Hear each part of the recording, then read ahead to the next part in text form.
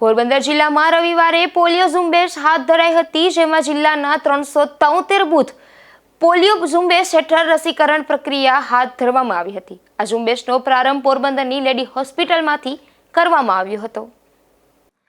સમગ્ર રાજ્યમાં રવિવારે પોલિયો ઝુંબેશ હેઠળ સમીકરણ પ્રક્રિયા હાથ ધરવામાં આવી હતી, જે અંતર્ગત પોરબંદર શહેર અને જિલ્લાના 373 બૂથ પર પોલિયો ઝુંબેશ હેઠળ રસીકરણ યોજાયું હતું, જેમાં પોરબંદરના એસટી ડેપો અને રેલવે સ્ટેશન સહિત જાહેર સ્થળો તેમજ આરોગ્ય કેન્દ્ર સહિતના સ્થળો ઉપર ઝુંબેશ હાથ ધરવામાં આવી હતી. આ ઝુંબેશ હેઠળ જિલ્લામાં 0 થી 5 વર્ષના 62,582 બાળકોને પોલિયો ઝુંબેશ હેઠળ રસીકરણ હાથ ધરવામાં આવશે.